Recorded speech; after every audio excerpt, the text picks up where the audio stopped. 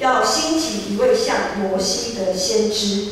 从第18节，我们放到讲到的经文那边，气候麻烦你，对，好，从15节到18节，我们知道上帝要兴起像摩西一样的先知，这个背景说，正如你在何烈山大会的日子，求耶和华你上帝一切的话说，求你不要再叫我听见耶和华我上帝的声音，也不再叫我看见这大火，免得我死亡。这是在讲什么呢？在讲相信大家还有印象，就是当摩西带领这一群人，以色列人出埃及的时候，他们一路来到了西奈山下，其实就是何烈山哈。他们一路来到了西奈山下，然后呢，上帝要向他们颁布10诫律例典章。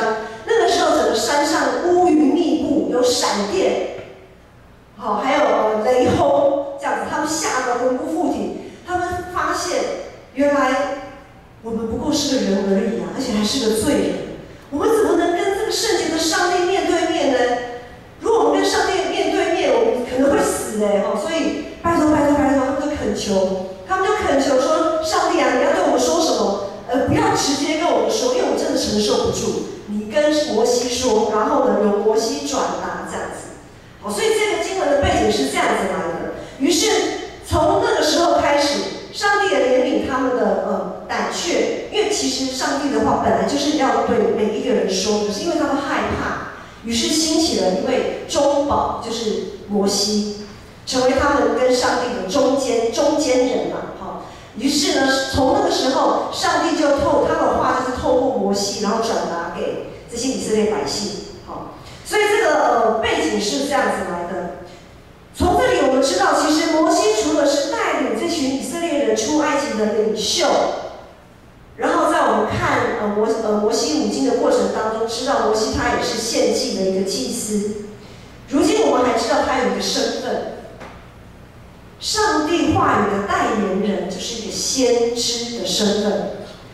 摩西是耶和华上帝所兴起的第一位先知。自从上帝呼召摩西要做一切的事情，不论是要摩西去对埃及法老说什么，或者是对以色列百姓说什么，摩西他都忠实的传递上帝的话语，绝对不偷斤减两，也不加盐添醋。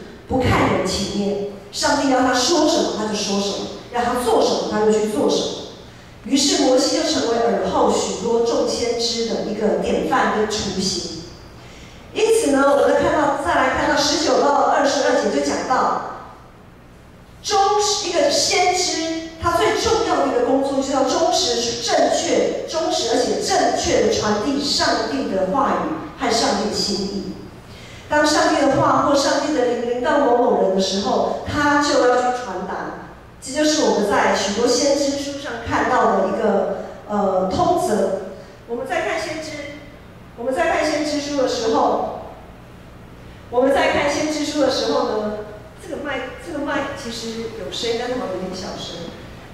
当我们在看先知书的时候，会发现。先知书它有个通则，就是一开始说上帝的灵、上帝的话临到谁，然后谁就开始去说、开始去做，这是通则。所以呢，举凡先知，身为一个先知，他应该把自身的安危放在上帝的话语之下，也就是他要以上帝的话语放在为他最高的标杆、指导原则。上帝的话语、上帝的信息最优先，然后，有声音吗？可以了好，然后呢，他就是轻看自身的安危跟利益。当然我们知道约拿，我们很熟悉，他一开始他讨好的，然后最终他是要回应上帝的呼召。好，那么以摩西为先知雏形的众多先知，其实我们知道，只要是上帝呼召的先知，他们都很忠于自己的工作，忠于自己的职分。照理来说，应该会带给以色列人很多的复兴，很多的一个就是会往一个好的方向去。可是从以色列的历史我们看到，却不是这样。很多时候他们都是以失败收场。不管我们在看以赛亚书、耶利米书、以西结书，或者是弥迦书、约拿书、阿阿摩斯书等等这些先知书，很多都是以失败收场。为什么？不是因为上帝的权能不够，也不是因为这些先知不尽忠，而是上帝的子民太过于悖逆，太过于悖逆。有少数的成功案例，但是成功案例真的不多。比如说像先知约拿，他去警告大卫王，你不能去犯你所犯的那个奸淫的罪，他抢的罪是错误的，他不能去抢人家的老婆这样。少数成功的案例，因为大卫王听到先知拿单这样子的警告的时候，他就悔改了。好，这是少数成功的案例。大部分失败收场就是上帝的子民不听忠告。慈爱怜悯人的上帝，在这么多的错误跟失败当中，他没有放弃。上帝并没有放弃他所拣选的子民。他兴起了最后一位先知，就是耶稣基督。耶稣基督他有3个身份。第一个身份是我们比较熟悉的，他是和平的君王，他是君王的身份。他也是祭司，他把自己献上国祭。他是祭司的身份。然后呢，第3个身份，他说他也是先知，因为他道成肉身，把上帝的话活活的展现出来给当代的人看，也给我们看，因为被记录下来。所以，耶稣是上帝所兴起的最后一位，他的身份也是最后一位先知。今天我们就只针对先知，耶稣基督是先知这个身份来说。在以赛亚书61章1节有一个预言说：“主耶和华的灵在我身上，因为耶和华用油膏我，叫我传好信息给谦卑的人，差我医好伤心的人，报告被掳的得释放，被囚的出监牢。”我想这段经文我们常常在代降节的时候，或者是圣诞节的时候，我们常常会听到这样子的经文。先知以赛亚书的预言，在耶稣基督的身上得到了应验，得到了实践。所以耶稣呢，他不只是最后一位先知，他更是先知的终极者。终极者，他是上帝的代言人。所有的人必须透过耶稣，圣子耶稣来认识圣父上帝。如果所有的人，如果他不承认圣子耶稣，也代表他不承认圣父上帝。那么我们是有圣灵内住、有以马内利的主与我们同在的基督徒。上帝的灵也临到我们。当我们受洗的时候，上帝的灵始终在我们的身上。我们是跟基督同为后嗣的人。换句话说，在耶稣基督里，我们也是一位先知啊。我们也是一位先知，我们应该也是一位先知。所以举凡我们所领受上帝的话，就是在圣经里面一切的记载。圣经里面一切的记载，从创世纪到启示录，上帝的话，上帝的启示已经完全了，已经完全了。上帝的话语都在这里启示完全，所以呢，没有任何的预言，也没有任何的应许会超过圣经里面的记载。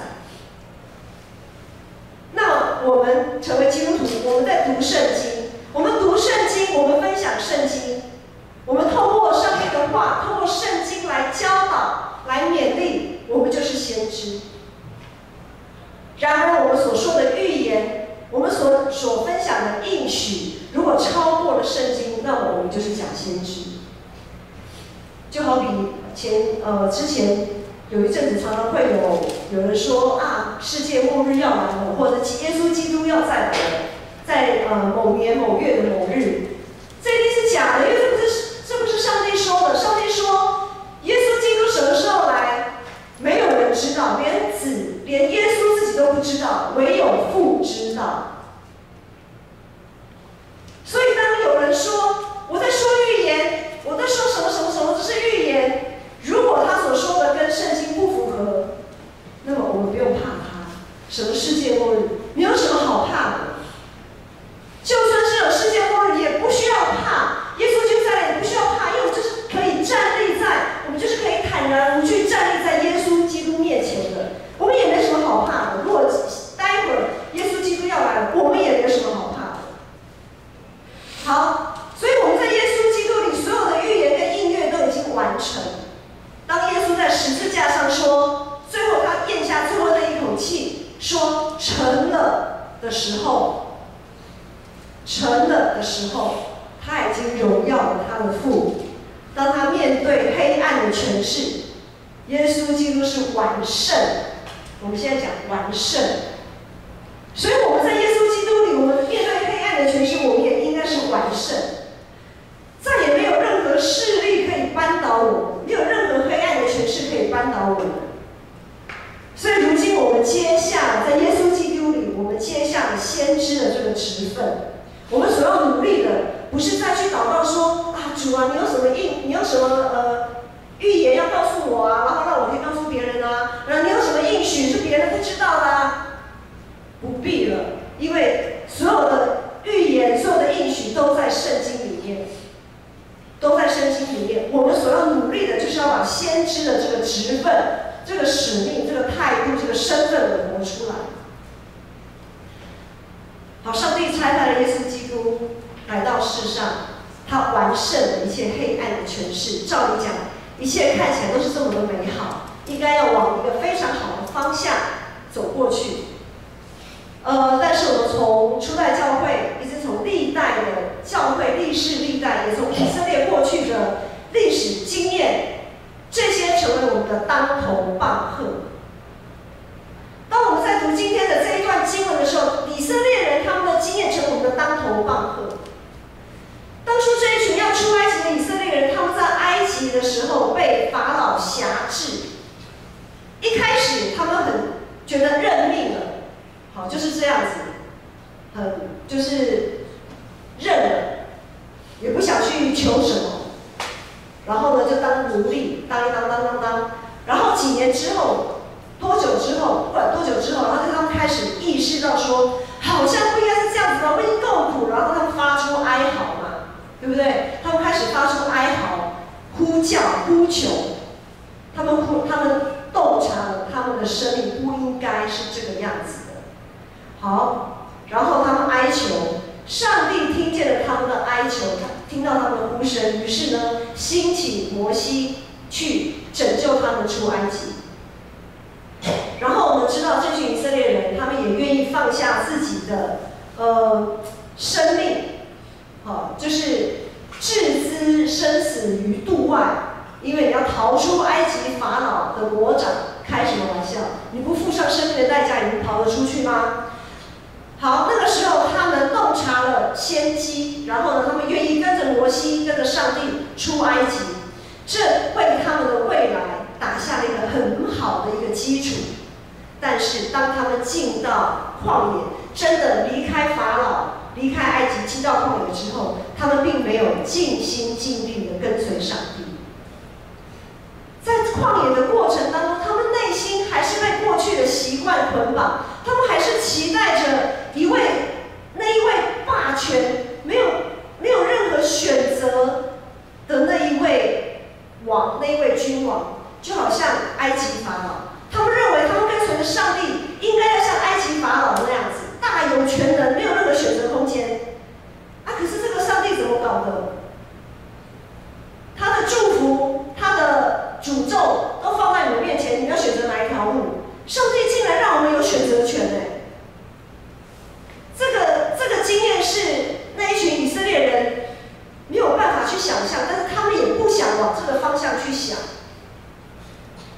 而且他们期待的也是一位可以交换条件、接受贿赂来谋取自己利益的上帝。他们觉得这个上帝应该像他们过去所拜的神明一样，是可以交换条件的，是可以收受贿赂的。可是这个上帝好像不是这么一回事。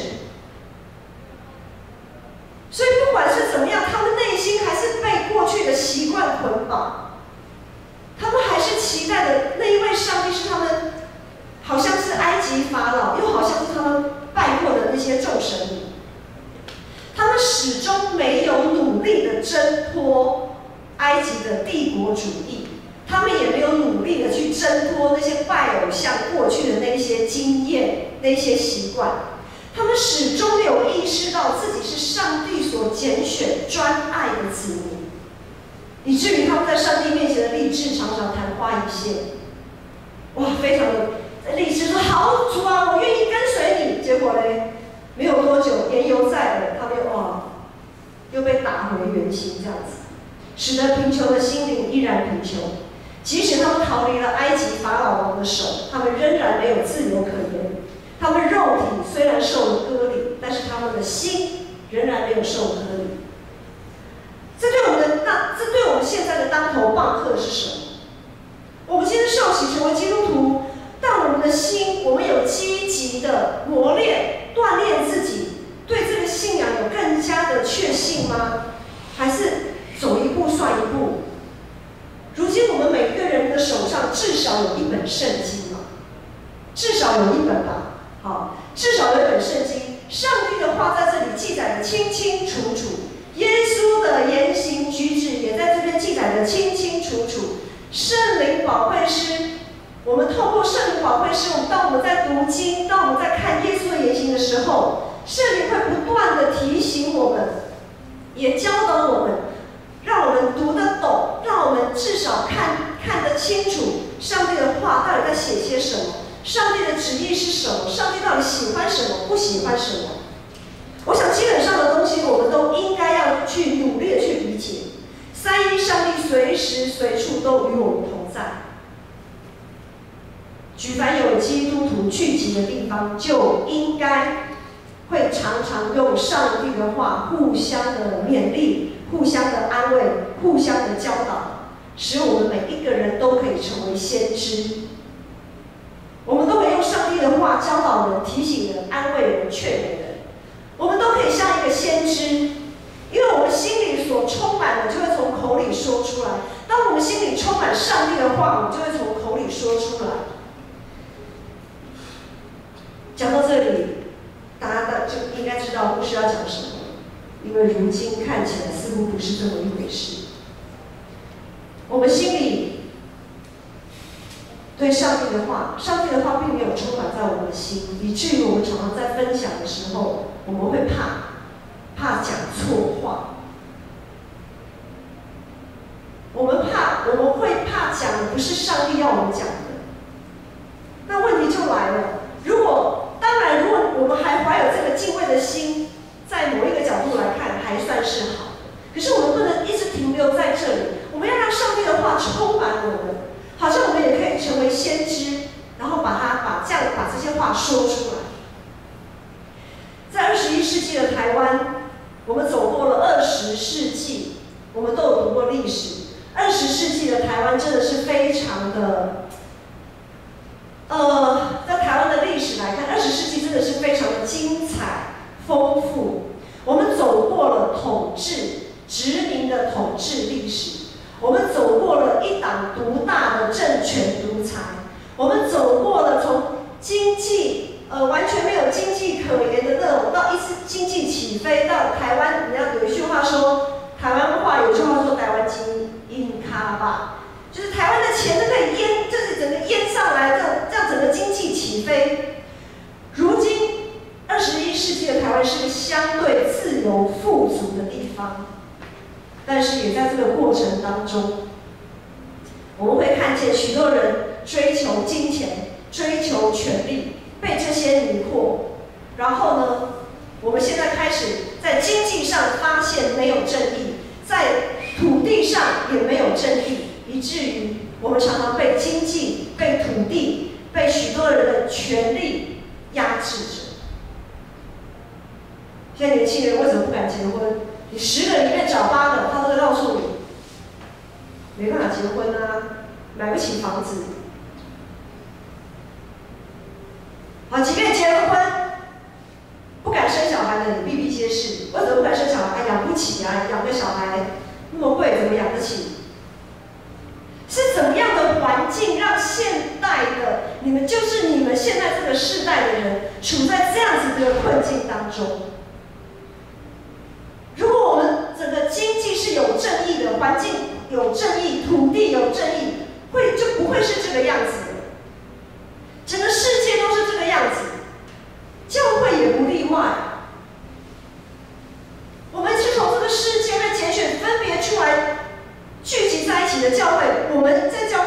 外。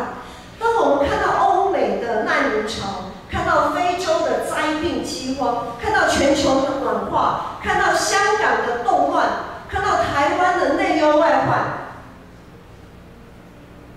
很多时候我们成了有口不能言，有眼看不见，有耳听不见。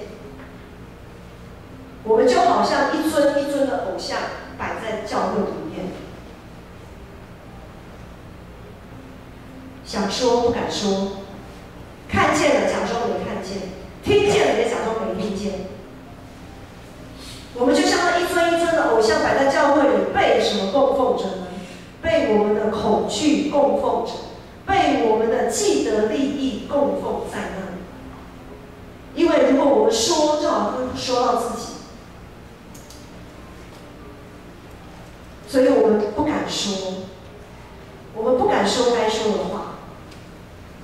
我们内心的充满了恐惧，是因为我们不想再走回头路。在老一辈的经过20世纪那样子整个动荡这样整个过来的人，他们不想再走回头路，他们不想再走那一段拆毁被拔出的过程。我们好不容易栽植了，好不容易茁壮到一个程度了，不想再被砍掉，不想再重来。于是我们面对台湾现况这样子的环境的时候，我们不敢讲。我们不敢讲说，某些人，他们有了许多的房产，他们总是不够。然后，我想我们在座也有人是租屋的，有些房东，我们会知道有些房东他不断的提高房价，卖房子的提高房价，不管是租的，不管是你要租还是要买，都不断的提高房价，他们是不够用吗？他们够啊，可是为什么他们要提高呢？他们要赚取他们更多的利益，以至于让更多的人得不到他们该有的。这就是不公义啊，不正义。我们都在这样子的一个环境当中，在教会里常常我们说恩典要恩典，主啊，可以求你给我们更多的恩典。可是当我们想要奉献出去的时候，我们要去救济其他的教会或其他的机关团体的时候，在那个时候我们可能就会觉得啊，那些都够了，我们不用再给他们了。但是主啊，求你给我更多，我要赚更多的钱啊，教会有更多的奉献啊，什么什么的。当我们在跟上帝要的时候，我们好像很理所当然跟上帝要。可是当我们上帝要我们给的时候，我们给不出去，我们也成为了不公义的一者。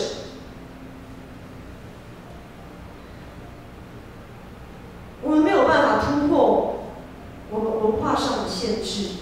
21世纪的教会已经不知不觉地被世界同化了。我们失落了上帝的话，失落了他的应许。身为21世纪基督教会的门徒，身为21世纪的先知，有主的灵在我们身上，我们千万不要像有一些人说啊，平安啊，平安啊，有主与我们同在，我们就没有风浪。有主与我们同在，我们信耶稣基督的，我们就绝对没有风浪。上帝会保守你平平安安的、顺顺利利的、丰丰富富的赏赐给你们许多的恩典。你们有没有抓到牧师的语病？平安啊，平安啊！有主与我们同在，我们就没有风浪。有听出语病吗？有找到？我们大家来找查一下，牧师讲这句话有语病。有主与我们同在，我们就没有风浪。有没有语病？有什么语病？来，没有风浪。没有风浪，那应该是什么？给这边啊？有风浪，但受力怕。应该是不怕风浪，对啊。可是很多假先知就会传，信耶稣基督，你就没有风浪，你就会平安，你就会丰富。圣经从来没有应许我们没有风浪的。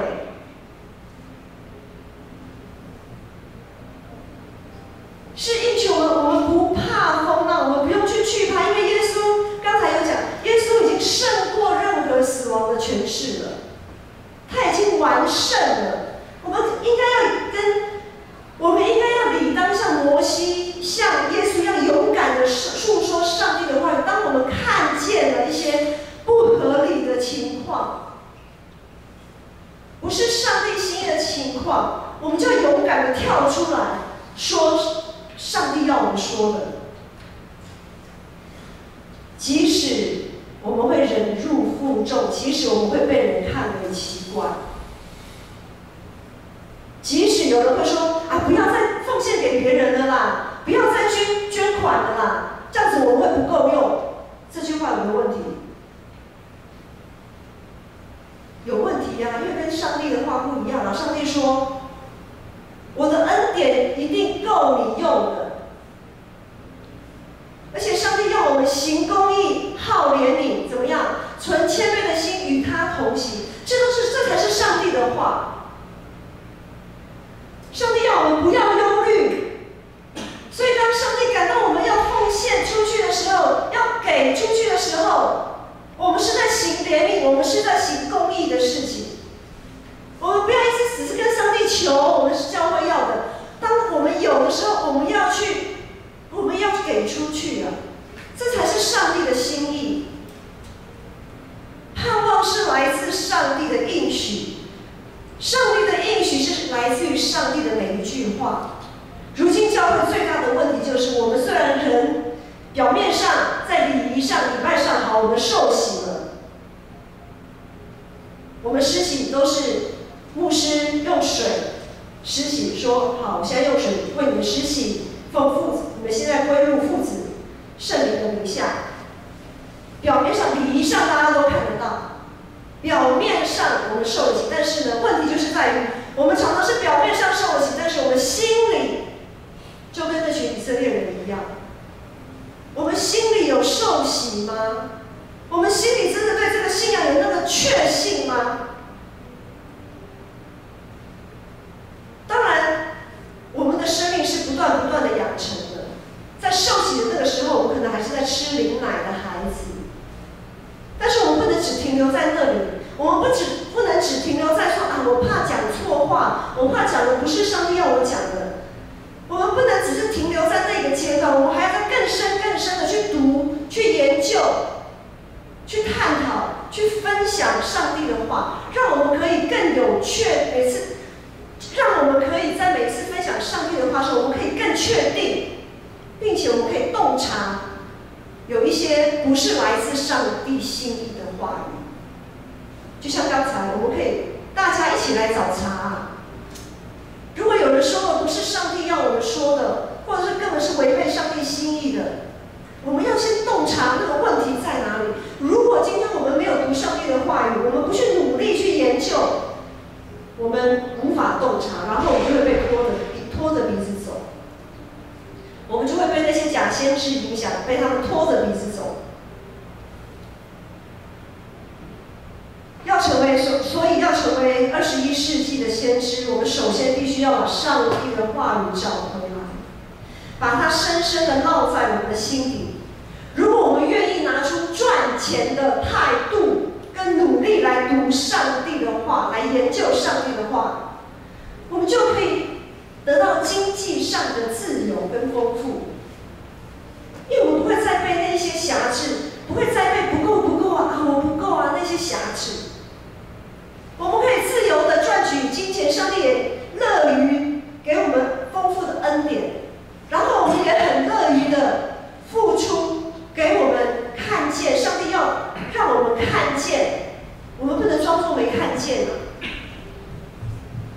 当我们看见那些需要的人、需要的团体、需要的教会，我们也要乐于的成为上帝恩典的管道，流出去，把这些恩典流出去。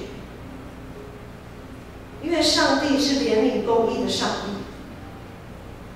再来，如果我们愿意用追求健康、健美、健壮的态度来研读上帝的话语，我想这个对年轻人你们比较有感了哈。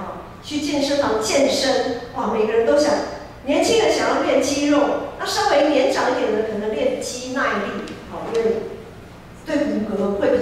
为年纪大了就是会骨头疏松的问题啊，你肌耐力好一点，就比较不容易跌倒，或即便跌倒碰到骨头也比较不容易骨折之类的。但是年轻人就喜欢健美嘛，那没有什么不好啊。但是如果我们可以拿出去练健身房的这种精神，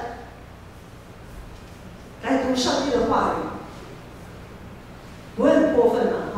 对不对？拿出赚钱的那个精神的态度，拿那个练健身的那个的态度来读上帝的话语，我们其实就可以很自由、很丰盛。